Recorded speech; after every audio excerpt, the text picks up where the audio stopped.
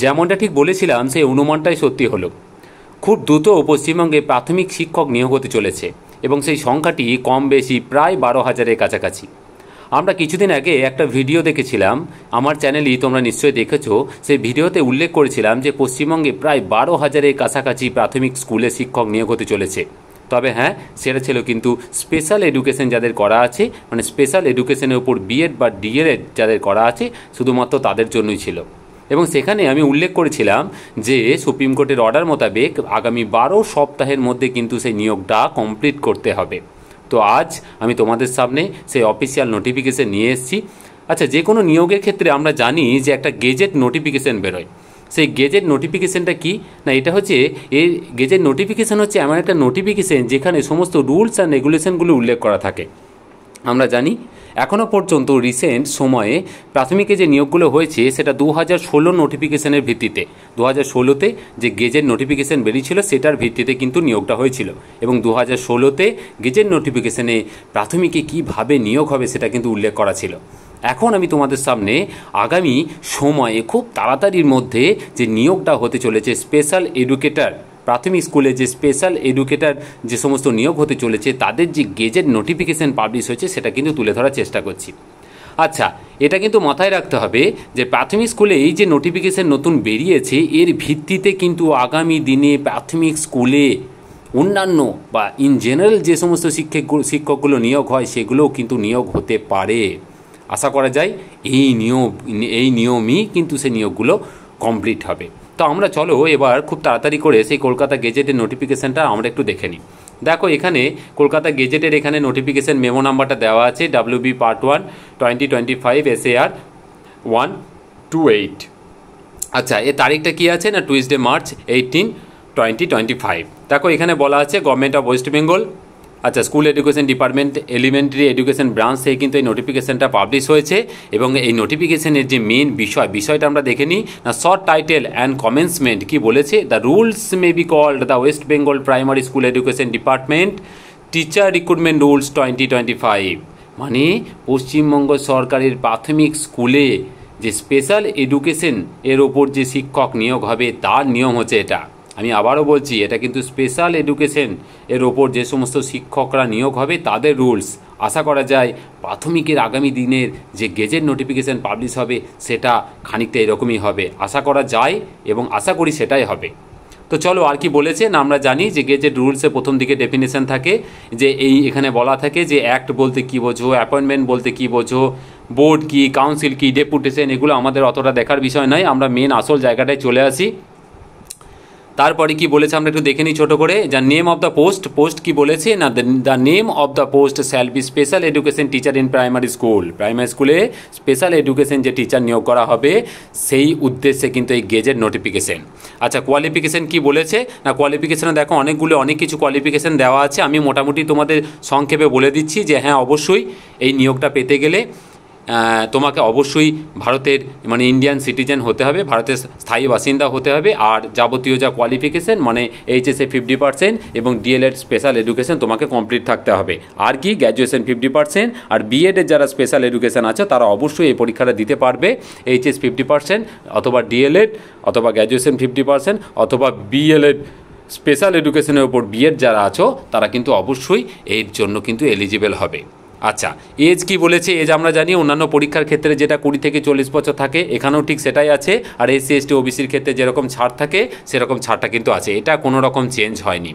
আচ্ছা, role strength কি বলেছে, দেখো রোল স্ট্রেংথ এখানে একটা ওদের অফিসিয়াল নোটিফিকেশনের একটা মেমো নাম্বার উল্লেখ করেছে যে 10ই জুন 2022-এ যে নোটিফিকেশন ছিল সেই নোটিফিকেশন অনুযায়ী কিন্তু রোল স্ট্রেংথ কিন্তু নির্ধারিত হবে। রোল স্ট্রেংথ বলতে কি না, শিক্ষক এবং ছাত্রর যে অনুপাত, সেই অনুপাত অনুসারে আমরা জানি যে একটা স্কুলে কতগুলো ছাত্র থাকলে কতগুলো শিক্ষক নিয়োগ হয়। তো আমি মোটামুটি তোমাদের বলতে পারি যে এদের যতদূর সম্ভব আমার মনে হচ্ছে 1:10 রেশিওতে এদের কিন্তু একটা শিক্ষক নিয়োগের একটা আমি নোটিফিকেশন দেখেছিলাম। তো সেই অনুযায়ী আমি বলতে পারি, কারণ আমাদের ওয়েস্ট বেঙ্গলের ক্ষেত্রে কিন্তু এই যে ভ্যাকান্সি, এই ভ্যাকান্সিটা কিন্তু প্রায় 13,000-এর কাছাকাছি হতে পারে, 13,000-এর বেশি কিন্তু হতে পারে, তবু কম হবে না। তো রোল স্ট্রেংথ মোটামুটি এটা বোঝা গেল। পরে আবার ফার্দার নোটিফিকেশান হলে, ভ্যাকেন্সি ডিক্লেয়ার হলে আমরা তখন আরও ক্লিয়ারলি আমরা বুঝতে পারবো যে হ্যাঁ কতগুলো ভ্যাকেন্সি আছে। আমি তোমাদের মোটামুটি অ্যাজাম্পশনের ওপর বললাম একটা। আচ্ছা, ভ্যাকেন্সি তো ওটা বলেছে যে কীভাবে ওরা ডিআই অফিস থেকে কীভাবে ভ্যাকেন্সিগুলো নেয়, এবং সেই অনুযায়ী ফার্দার পরবর্তী সময়ে একটা টেন্টেটিভ ভ্যাকেন্সি যেটা থাকে সেটা নোটিফিকেশান বেরোনোর সময় একটা মোটামুটি উল্লেখ করে নোটিফিকেশান বেরোয়, পরে কিন্তু সেটা অবশ্যই বাড়ে, বেশিরভাগ ক্ষেত্রেই কিন্তু বাড়ে। আচ্ছা, অ্যাপ্লিকেশনের ক্ষেত্রে কি বলেছে না, অ্যাপ্লিকেশন তোমাকে অবশ্যই টেট কোয়ালিফাই হতে হবে। টেট পরীক্ষায় যারা পাস করেছো তারা অবশ্যই এলিজিবল। টেট যারা পাস করোনি, আগামী দিনে যে টেট পরীক্ষাটা হবে সেই টেট পরীক্ষা তোমরা অবশ্যই পাস করবে এবং তার ভিত্তিতে তোমরা এলিজিবল হবে। তবে হ্যাঁ, ট্রেনিং কোয়ালিফিকেশান কিন্তু তোমাদের আমি যেরকম বললাম ডিএলএড এবং বিএডের স্পেশাল এডুকেশনের উপর ট্রেনিং কিন্তু তোমাদের কমপ্লিট থাকতে হবে, বা অ্যাপিয়ারিং থাকলেও হয়। আমরা জানি যে এরকম তোমরা প্রাইমারি বা এসএসসির ক্ষেত্রে যেরকম দিয়ে থাকো ঠিক সেই রকম সেকেন্ড ইয়ারের ফাইনাল ইয়ারের অ্যাপিয়ারিং হিসেবেও কিন্তু দেওয়া যাবে। শুধুমাত্র ইন্টারভিউয়ের সময় কিন্তু তোমাকে সার্টিফিকেট শো করতে হবে এবং কমপ্লিট থাকতে হবে। আচ্ছা, এবার কি বলেছে না, টেট যে পরীক্ষাটা হয় আমরা জানি বছরে 2 বার করে নিতে হয়, যদিও আমাদের এখানে সেটা হয় না। তো টেট এখনও যারা দাওনি তারা আগামী দিনের জন্য অপেক্ষা করো। টেট পরীক্ষা হলে কোয়ালিফাই করবে এবং তারপর ফার্দার নোটিফিকেশান অনুযায়ী সময় অনুযায়ী অ্যাপ্লাই করবে। টেট কীভাবে হয় আমরা জানি, এখানে অন্য কিছু চেঞ্জ হয়নি। এখানে মোটামুটি বলেছে যে হ্যাঁ ওএমআর পেন পেপার টেস্ট হবে, 150 নম্বরের মতো পরীক্ষা হবে। তবে হ্যাঁ, এখানে একটা জিনিস আছে যে টেটের যে ওএমআর সেটা কিন্তু 10 বছরের জন্য কিন্তু সংরক্ষণ করতে হবে। আমরা জানি যে পর্ষদ কিন্তু বিভিন্ন জটিলতায় কিন্তু ভুগছে এবং সেখান থেকে বাঁচার জন্য এই যে টেটের যে ওএমআর সেটা কিন্তু 10 বছরের জন্য কিন্তু সংরক্ষণ করার একটা নিয়ম ওরা এখানে উল্লেখ করেছে। আচ্ছা, এইবার দেখো এইখানটা কিন্তু একটা আমূল পরিবর্তন হয়েছে। কি হয়েছে না, দেখো এখানে বলেছে যে সিলেকশনের যে ওয়েটেজ বা কী আছে, কিসের ভিত্তিতে তোমার এখানে নিয়োগটা হবে। কি বলেছে না, দেখো ওয়েটেজ ফর টেট বলেছে 80 মার্কস। আমরা জানি যে এটা আগে কত ছিল না, 5 মার্কস। তো ওয়েটেজ ফর টেট হচ্ছে কি 80 মার্কস, মানে টোটাল ওয়েটেজটা হয়ে যাবে কিন্তু 80। এটা কিভাবে ক্যালকুলেশন হবে, এটা ক্যালকুলেশন হবে ধরো 150 নম্বরের টেট পরীক্ষা, তুমি 150-র মধ্যে যদি 150 পাও তাহলে তুমি ফুল মার্কস মানে 80 পাবে। মানে ক্যালকুলেশন হবে 150/150 গণিত 80 মানে 80। তুমি যদি ধরো 150-র মধ্যে যদি 100 পাও তাহলে ক্যালকুলেশন হবে 100/150 গণিত 80। এবার যা ক্যালকুলেশন করে দাঁড়াবে তুমি কিন্তু সেই মার্কসটা পাবে। তো এইভাবে কিন্তু টেটের ওয়েটেজটা ক্যালকুলেশন হবে। আর কি হবে না, ইন্টারভিউ এবং যে ডেমনস্ট্রেশন আছে, ইন্টারভিউয়ের জন্য 10 নাম্বার এবং ডেমনস্ট্রেশনের জন্য কিন্তু 10 নাম্বার, মানে টোটাল 20 নাম্বার। ডেমনস্ট্রেশন মানে ডেমো ক্লাস, যেটা পড়িয়ে দেখাতে হয় আমরা জানি। অনেকটা প্র্যাকটিস টিচিংয়ের মতো ব্যাপার থাকে, তোমাদের যেগুলো মাইক্রো টিচিংয়ে যেগুলো করো সেগুলোই, ট্রেনিংয়ে যেগুলো করো সেগুলি। তাহলে টোটাল কিন্তু 100 মার্কসের ওপর টোটাল কিন্তু তোমার মেরিট লিস্টটা কিন্তু তৈরি হবে। তারপর কি হয়, মেরিট লিস্ট তৈরি হবে, তারপর সেটা তোমার পাবলিশ হবে, তারপর প্যানেল পাবলিশ হবে এবং প্যানেল পাবলিশ হয়ে যাওয়ার পর হ্যাঁ এখানে কিন্তু বলেছে, আমি খুব ছোট করে বলে দিচ্ছি, এটা কিন্তু স্টেট ওয়াইজ কিন্তু একটা প্যানেল তৈরি হবে এবং তারপর কিন্তু ডিস্ট্রিক্ট ওয়াইজ কিন্তু কাউন্সেলিং হবে। কারণ আমরা জানি প্রাইমারি ক্ষেত্রে যেহেতু ডিস্ট্রিক্ট ওয়াইজ একটা মেরিট লিস্ট তৈরি হয়, তাহলে প্রথমে স্টেট ওয়াইজ হলেও পরে কিন্তু ডিস্ট্রিক্ট ওয়াইজ সেই লিস্টটা কিন্তু ফরওয়ার্ড হবে। মানে তুমি কোন জেলাকে প্রেফারেবল হিসাবে চুজ করছো সেই অনুযায়ী কিন্তু একটা ফাইনালি কিন্তু একটা মেরিট লিস্ট জেলা ওয়াইজ কিন্তু তৈরি হবে। এটা বোঝা গেল। তারপর কাউন্সেলিং হবে, রেকমেন্ডেশন হবে এবং অ্যাপয়েন্টমেন্ট হবে। মানে কাউন্সেলিং হবে, তুমি রেকমেন্ডেশন পাবে এবং অ্যাপয়েন্টমেন্ট পাবে। তো মোটামুটি এগুলো বিশদে আমাদের জানার কিছু নেই, এগুলো আমরা প্রত্যেকেই জানি। আর 2 বছরে প্রবেশনে থাকতে হবে এবং প্রবেশন পিরিয়ডটা পেরিয়ে যাওয়ার পর তুমি অবশ্যই পার্মানেন্ট পোস্টে তুমি পার্মানেন্ট হয়ে যাবে। তো এই মোটামুটি ছিল। তাহলে কি না, সুপ্রিম কোর্টের অর্ডার মোতাবেক আমরা যেটা বলছিলাম, আশা করছিলাম যে খুব তাড়াতাড়ি পশ্চিমবঙ্গে স্পেশাল এডুকেটার মানে CWSN বাচ্চাদেরকে পড়ানোর জন্য যে স্পেশাল এডুকেশনের উপর যাদের কোর্স করা আছে সেই সমস্ত শিক্ষকদের নিয়োগের একটা বিজ্ঞপ্তি আসার একটা জোর সম্ভাবনা ছিল। এটা হচ্ছে অফিসিয়াল নোটিফিকেশন। কিসের? এটা কিন্তু বিজ্ঞপ্তি না, এটা হচ্ছে সেই রুলস অ্যান্ড রেগুলেশন যার ভিত্তিতে কিন্তু পুরো নিয়োগ প্রক্রিয়াটা কিন্তু কমপ্লিট করতে হবে, না হলেই পরবর্তী সময়ে কিন্তু কেস হবে।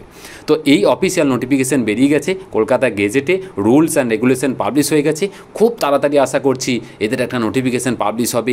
রিক্রুটমেন্টের যে নোটিফিকেশান, যারা টেট পাস করেছো তারা ডাইরেক্ট ইন্টারভিউ দেওয়ার সুযোগ পাবে। আর না হলে আর একটা অপশান আছে যে যদি খুব তাড়াতাড়ি একটা টেট হয় সেটাই পাস করে যাদের ডিএড এবং বিএডের স্পেশাল এডুকেশনের উপর কোর্স করা আছে তারাই কিন্তু এলিজিবল হবে। আর একটা কথা শেষে বলে রাখি, মোটামুটি ধরে রাখো, আমি আগে থেকেই বলে দিচ্ছি, আগামী দিনে যে প্রাথমিক নিয়োগগুলো হতে চলেছে সেটা কিন্তু অনেকটা এই ধাঁচেই হতে চলেছে, মানে ধরে নাও টেটের ওয়েটেজ কিন্তু 80 হতে পারে, আর ইন্টারভিউ আর ডেমো মিলে কিন্তু 10-10-20 মানে মোটামুটি 100 নাম্বারের ওপর কিন্তু টোটাল মেরিট লিস্ট বা প্যানেলটা কিন্তু পাবলিশ হবে। তো যারা টেট কোয়ালিফাই করছো তাদের বেস্ট অফ লাক, আর যারা এখনও কোয়ালিফাই করোনি তারা আগামী দিনের জন্য খুব ভালো করে প্রস্তুতি নাও, কারণ এই সুযোগ কিন্তু বারবার আসবে না। তো আশা করি তোমাদের খুবই ভালো লাগলো। যদি ভালো লাগে তো অবশ্যই সাবস্ক্রাইব করো আর অবশ্যই শেয়ার করো। খুব ভালো থেকো।